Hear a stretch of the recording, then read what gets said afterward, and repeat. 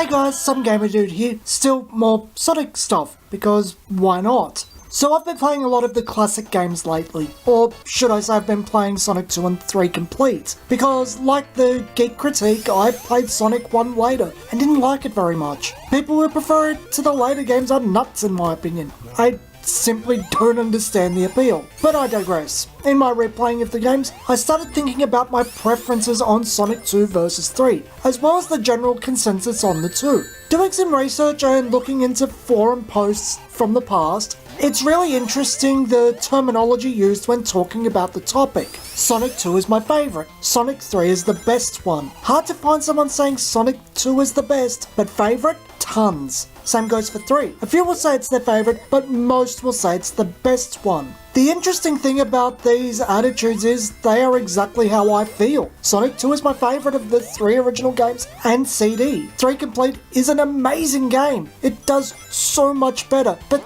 lacks the appeal of 2. It's bizarre. Frankly, never liked 3 much even as a kid, but I couldn't get enough of 2. 3 looks better, isn't as cheap, has saving, better special stage, arguably even plays better. Everything is better. Yet, I didn't appreciate it till an adult, and even now, I'll still pick up and play 2 anytime, where I have to set aside time and be in the mood for 3 Complete. So, why do so many concede that 3 is the better game, but just prefer 2? That's what plagued my mind. Then I got up to Carnival Night Zone and everything made sense. Sonic 2 is very much in the vein of the original Mario. The levels aren't amazingly long, the game is super easy to pick up and play. It doesn't take much commitment. It's very much a game of its time. So is Sonic 1 for that matter. They are classic games in both design and execution. But not only that, Sonic 2 plays to Sonic's strengths more. His speed makes the game fast. This is also why Sonic 1 ain't that crash hot after Green Hill Zone Act 1. It doesn't play to his strengths well. It most as well be Mario. 2 is a very fast game for the most part, mostly satisfying to play and instantly so. Sonic 2 tries to emphasize what makes Sonic appealing. Sonic 2 also looks its age and arguably feels it too. Not that it's dated and unplayably so, just that it's a level by level, no saving, little story platformer of its day, and the graphical standard isn't particularly high.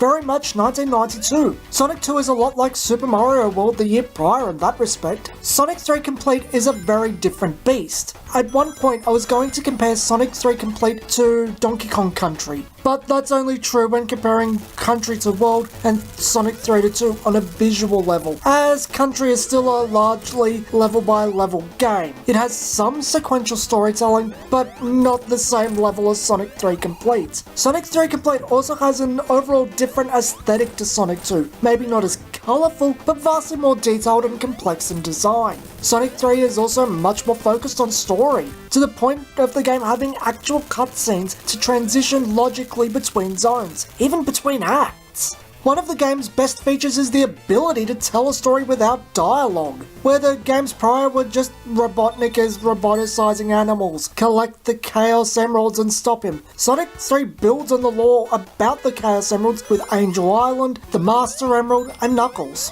I see what I did there.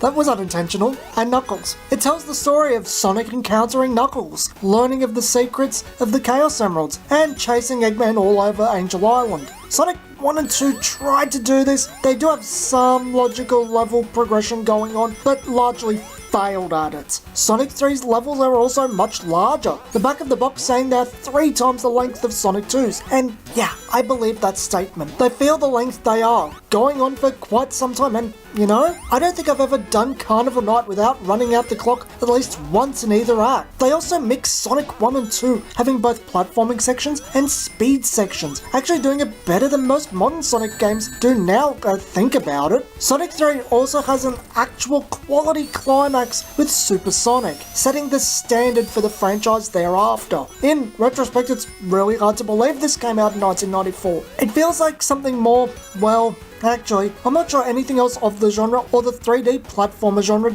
does what Sonic 3 does, and that includes Sonic himself. Other games have levels connected to a plot's hub world with a complete disconnect to the plot itself. Sonic 3 tells a sequential story through the levels themselves. In many ways, Sonic the Hedgehog 3 Complete is very much a modern game. Not in length, it's only about 2 or 3 hours long, but in execution. The plot focus, the ever important saving feature, the complexity, length of everything.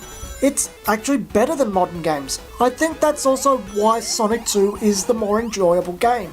It keeps things simple. It's just Sonic, no real plot, and focuses on Sonic's best aspects, his speed. It's not frustrating and Mario-esque like Sonic 1, it's not bogged down with plot and length like Sonic 3. You don't feel like you have to set aside time to play it because of the way it's presented. Sonic 2 hits the fun point between both titles. Or to put it more simply, Sonic 2 is more satisfying than Sonic 3. I think that may be why people harp on about it so much and want the modern games to be like it, not Sonic 3. I said it before, even as a kid, loved Sonic 2 for just how fun it was on a base level. Sonic 3 took some 10 years for me to warm up to and appreciate it, and I would still rather pick up and play Sonic 2. Or 1994 was just a great year for amazing video games to be ignored in favour of Donkey Kong Country. This has been Some Gamer Dude, and I'll see you guys next video.